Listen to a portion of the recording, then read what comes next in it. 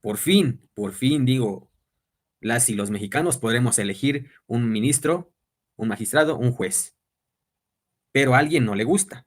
A alguien de aquí, un mexicano no le gusta, porque dice que López Obrador y Claudia Sheinbaum están acabando con la joven democracia. O sea que si nosotros los mexicanos y las mexicanas elegimos un ministro de la Corte, eso no es democracia. Pero ¿qué tal cuando ellos elegían un ministro? Porque estaba entre el presidente de la República y el Senado de la República. Ellos elegían, o sea, el Senado y presidente de la República elegían un ministro de la Corte. Ahora que los mexicanos y las mexicanas vamos a tener ese privilegio de elegir un ministro de la Corte, eso no es democracia. Eso no es democracia. Eso es una dictadura, es lo que dice Ernesto Zedillo. Que nosotros vamos a elegir un ministro, pues no es democracia. Y entonces cuando ellos elegían un magistrado, un ministro, perdón, eso sí era democracia.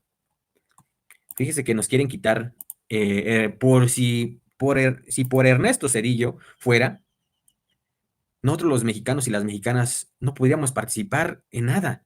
Si por ellos fueran, créanme, créame usted, querida mexicana y mexicano que nos está viendo, si por Ernesto fuera, Ernesto Cedillo, nosotros no pudiéramos participar en una elección.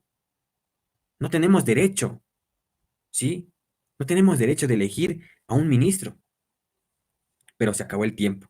Gracias a la llegada de la transformación, de la cuarta transformación, las y los mexicanos podrán elegir un ministro de la Corte. Por primera vez en la historia será histórico lo que vamos a elegir el día 1 de junio. 1 de junio hay una elección al Poder Judicial. Pero hablando de Ernesto Cedillo vuelve a, a enviar otra carta con su periodista favorito. El señor Ciro Gómez Leiva publicó esta carta de Ernesto Cedillo donde le contesta la presidenta Claudia Sheinbaum. Porque dice Ernesto Cedillo que la presidenta Claudia Sheinbaum está calumniando. Ernesto Cedillo está recibiendo muchas calumnias por parte del gobierno de la presidenta Claudia Sheinbaum. Pero ¿qué tal? ¿Qué tal Ernesto Cedillo pide ahora, en la carta de ayer que le leíamos, que se ha investigado el gobierno del presidente Andrés Manuel López Obrador? Eso es lo que dice Ernesto Cedillo. Pero, ¿será que los mexicanos y las mexicanas o el PRIAN le va a hacer caso a Ernesto Cedillo de la petición que está pidiendo? Dice la carta de Ernesto Cedillo. La presidenta Sheinbaum sigue incurriendo en calumnias e insultos para evitar enfrentar su grave responsabilidad como cómplice de la muerte de la democracia.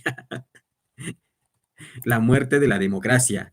O sea, Ernesto Cedillo está diciendo que la joven democracia ha muerto. Dice, enfrentar su grave responsabilidad como cómplice de la muerte de la democracia mexicana y la construcción de un Estado policial, con el que más pronto que tarde los mexicanos que no acepten el nuevo régimen de tiranía con partido hegemónico como en los viejos tiempos serán silenciados y reprimidos. Trata de anular a un mensajero de la noticia de la muerte de nuestra democracia, un servidor, suponiendo que así se distraerá a la atención de las felonías contra la democracia cometidas por López Obrador, su partido y demás cómplices. Reitero, desde que anuncié el pasado 15 de septiembre la supuesta reforma al Poder Judicial y con difamaciones e injurias, tenía claro que romper el silencio que me autoimpuse como expresidente para no opinar públicamente sobre los asuntos de nuestro país tendría un costo significativo. Pero siempre he tenido claro que hay algo mucho más importante que la condición y comodidad personal. México y la defensa de nuestra democracia. Entre otras cosas, la presidenta me acusa de contar con una pensión de la institución a la que serví muchos años. O sea, que Ernesto Cedillo, no la presidenta, no la presidenta Claudia Sheinbaum, expuso que Ernesto Cedillo siguiera cobrando una pensión de 143,000 pesos o 148,000 pesos, si no me equivoco. No la presidenta lo expuso la periodista Nancy Flores, que le ha estado dando seguimiento esa pensión vitalicia millonaria de miles de pesos que se lleva al mes, ¿sí? Digo, no la presidenta Claudia Sheinbaum, lo expuso una periodista. Pero entonces Ernesto Zedillo sigue cobrando una pensión que es pagado con dinero del pueblo mexicano. Luego sí, dice, ese beneficio fue acordado con posterioridad a mi gobierno. Al determinarlo, la institución cumplió con lo dispuesto en la ley que la regula y supongo que ese acuerdo reconoció los servicios que presté a la misma.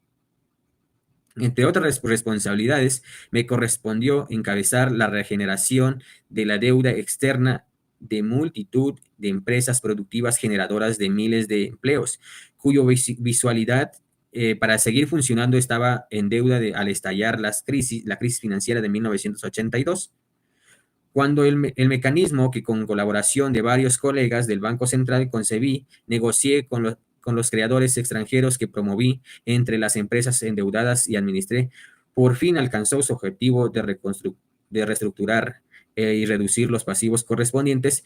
El mecanismo fue debidamente liquidado y pudo entregarse las finanzas públicas un remanente por varios miles de millones de dólares.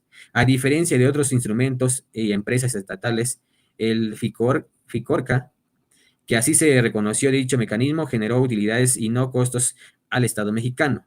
No me apeno aceptar la jubilación acordada y simultáneamente renunciar a mi pensión como presidencia, de manera como pensión como expresidente. En retrospectivas, fue una decisión acertada al llegar López Obrador a la presidencia de manera arbitraria y grosera, dispuso la cancelación de las pensiones y la seguridad de que cualquier apoyo administrativo conferido a los expresidentes del país. O sea, que sigue peleando que el presidente López Obrador les haya quitado sus pensiones. Dice el siguiente, a ver, ante la indiciosa e ilegal referencia de la presidenta Sheinbaum a mi pensión del Banco de México, cabe demandarle que aclare con todo detalle el fundamento jurídico y el costo de los enormes beneficios que goza López Obrador en su simulado retiro con un cargo al erario público. El ocultamiento de esta información seguramente ayudó a tomar la decisión de desaparecer el Instituto Nacional de Transparencia. Esto es lo que dice, o sea, que López Obrador se retiró. ¿Hasta cuándo nos venimos a dar cuenta? No, pues sí, Ernesto Zedillo sigue ardido porque AMLO les quitó sus pensiones millonarias a expresidentes y la seguridad también. Pero ahora acusan a López Obrador de que se retiró con un cargo al erario público y que por eso se canceló el Instituto Nacional de Transparencia. Dice el siguiente texto. La presidenta insiste y está en su derecho en el tema del rescate bancario que formó parte de la respuesta de la crisis financiera que tuvo que enfrentar mi gobierno. Que lo que haga, pero sin incurrir en falsedades ni calumnias. También pudiera ocuparse en pensar qué haría ella de enfrentar ese riesgo de quiebra en sistemas bancarios y con ello de la economía del país. Confío en que aún a costa de su popularidad personal, tomaría graves decisiones para evitar esa quiebra y asimismo cumplir con la ley que lo protege los depósitos bancarios sin reparar en el oportunismo que quienes gustan de lucrar políticamente de cualquier circunstancia. Asimismo, quiero insistir que como independiente y profesionales de las destrucciones del aeropuerto, o sea que ya lo escribía en su anterior carta, la destrucción, cancelación del aeropuerto de Texcoco, ahorita lo vuelve a señalar. Dice, asimismo quiero insistir que como independiente y profesionales de la destrucción del aeropuerto a medio terminar para la zona metropolitana de la Ciudad de México, la refinería de Dos Bocas, el Tren Maya, se debe saber cuánto costaron y qué beneficios se perdieron con esos caprichos de López Obrador. Siguiente texto. Es lamentable que la presidenta siga defendiendo la extinción del Poder Judicial Federal, independientemente y profesional. Sin duda, entre paréntesis, sin duda aspectos mejorables, cierre paréntesis, para sustituirlo por otro integrado, mediante una farsa vergonzosa de, de elecciones con jueces que serán empleados e incluso familiares de quienes controlan a los poderes ejecutivos, legislativos y peor aún, ya están siendo acreditados individuos vinculados con el CO, o sea, crimen organizado. Al consumarse este criminal engaño, quedará liquidado la democracia mexicana y Morena tendrá todos los instrumentos para cortar los derechos fundamentales de las y los mexicanos, como he venido sosteniendo desde el pasado septiembre y reiteré en el artículo en Letras Libres, donde explico la gravedad del atentado que ha sufrido la joven república o la joven democracia. Atentamente, Ernesto Zedillo Ponce de León, el señor que vendió México, el señor que entregó todos los bienes de México. Eso es lo que dice Ernesto Zedillo. Ernesto Zedillo, no sé si usted que nos está viendo está de acuerdo lo que dice Ernesto Zedillo. Ernesto Zedillo en su carta, en su primera carta de ayer, que ya lo leíamos, por ahí está, aquí abajito, insiste en que vengan auditores independientes internacionales a investigar el proyecto del Tren Maya, la refinería Dos Bocas, la destrucción y cancelación del tren de Texcoco, digo, el aeropuerto de Texcoco. Eso es lo que dice Ernesto Zedillo. Y hoy, pues, ese es ahora Ernesto Zedillo es el agraviado, ahora Ernesto Zedillo es la víctima, ¿sí? Nada más vean, ¿qué es lo que dice Fox? Ahora Fox utiliza estas cartas, digo, esta carta de Cedillo. Nada más vean lo que dice Fox. La voz de la experiencia cuenta. Invito a leer el documento de Ernesto Zedillo, saber de la reforma judicial y la importancia de fortalecer nuestras instituciones. Hoy más que nunca, México necesita un poder judicial independiente, transparente y fuerte. Que el debate sea de ideas y de propuestas, no de descalificaciones. Esta es la carta que acabo de leer, de Ernesto Zedillo. Pero como ellos, miren nada más que le pusieron. Eh, a ver, dice, ¿quién eliminó las pensiones? Ernesto Zedillo. ¿Quién reprimió en Acteal? Ernesto Zedillo. ¿Quién quitó a ministros? Ernesto Zedillo. ¿Quién creó el Fobaproa? Ernesto Zedillo. ¿Quién tuvo el error de diciembre? Ernesto Zedillo. Sí, se escucha, ¿verdad? Sí. Dice, ¿dónde nos quedamos? ¿Quién traicionó a Salinas? Ernesto Zedillo. ¿Quién es el nuevo héroe de la oposición? Ernesto Zedillo. ¿Quién privatizó los trenes de pasajeros? Ernesto Zedillo. ¿Quién trabaja para empresas donde vendió los trenes de México? Ernesto Zedillo. Todo eso tiene la gran cola larga que le pise. Bueno, mire, nada más. Aquí hay otro. No, este no. Este no. ¿Dónde está? Aquí está. Mire nada más. Mire usted nada más la candidata del PRIAN. La ex candidata del PRIAN, Xochitl Gálvez, doña Xochitl Gálvez, la señora que vendió gelatinas para que se hiciera rica y millonaria. Nada más mire usted lo que dice. Dice, Presidenta Claudia Sheinbaum, tome la palabra del expresidente Zedillo, abra la información y ordene una auditoría internacional imparcial de los proyectos de refinería Dos Bocas, el Tren Maya, la cancelación del aeropuerto de Texcoco, demuestre que es una demócrata y que su prioridad son los mexicanos y no su partido político. Pero ¿quién es Xochitl Gálvez para dar indicaciones o más bien Xochitl Gálvez no tiene nada que exigir a la presidenta Claudia Sheinbaum?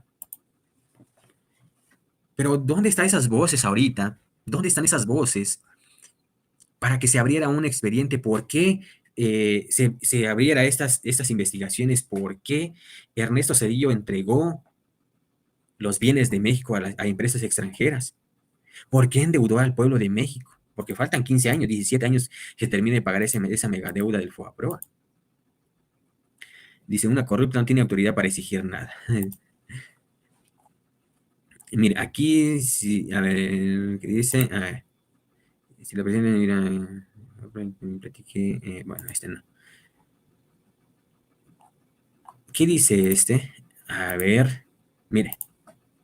Dice, en 2015 y durante su última vez como diputado, Fernando Belén Sobrán usaba el Fobaproa para criticar a los que ahora son sus amigos. Además, defendía al pueblo que ni conocía.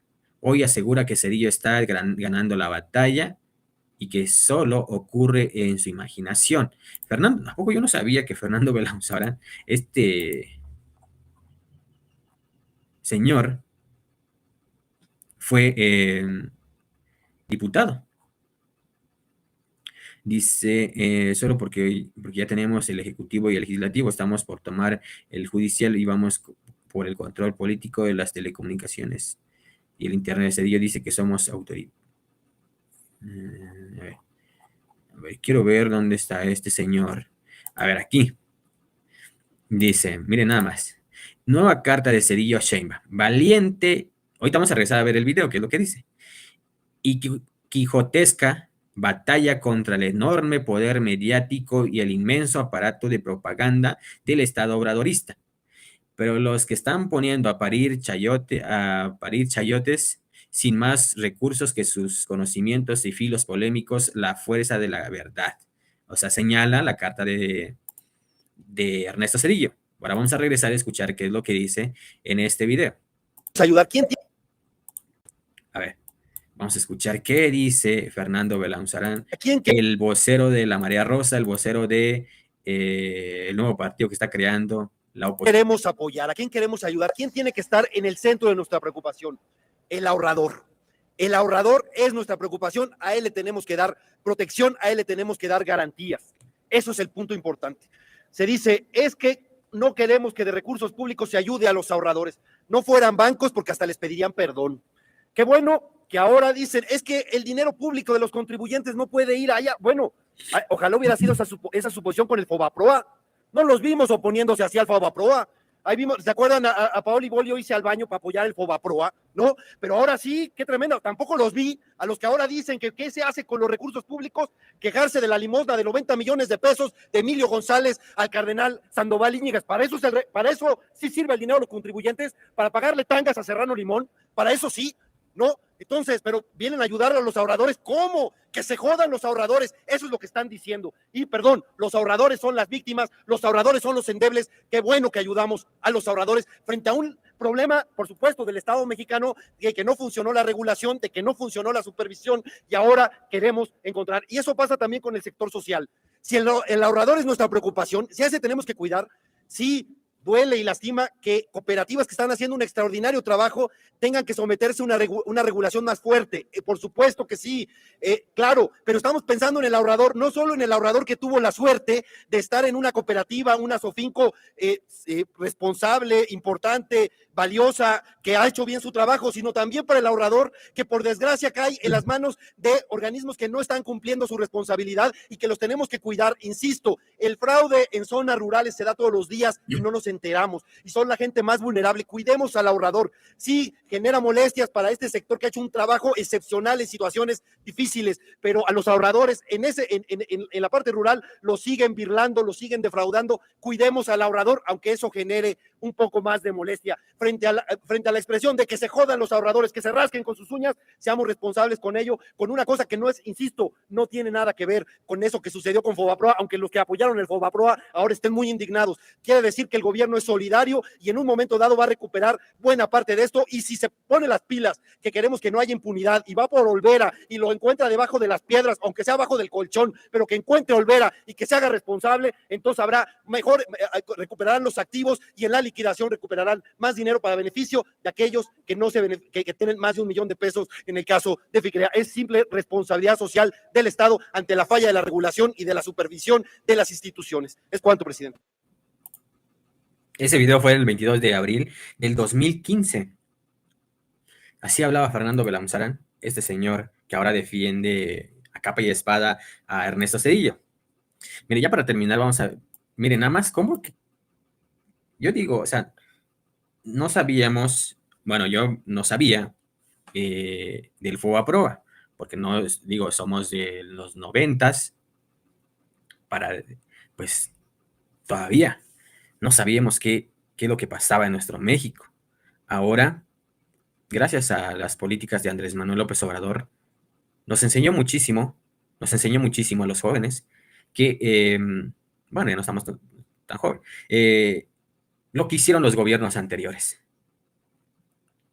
Más este señor que anda haciendo bulla ahorita.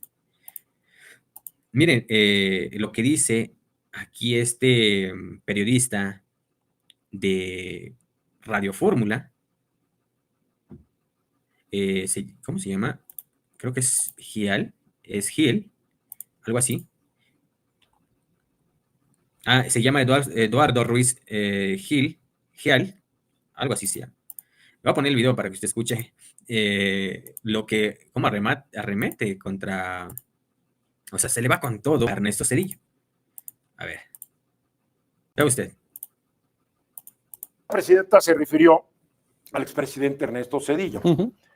Para los que son demasiado jóvenes, recordarles que Zedillo gobernó el país, a mi juicio lo desgobernó de 1994 a 2000. Porque Zedillo, desde su cómoda posición en la Universidad de Yale, ahí en el estado de Massachusetts, y tal vez con un pasaporte gringo en su bolsillo, porque ya lleva más de 25 años en Estados Unidos, seguramente ya es ciudadano estadounidense, en una entrevista que le da a la revista Letras Libres, que ha sido impugnada por algunos diciendo que es una revista llena de salinistas, lo que se ha dicho.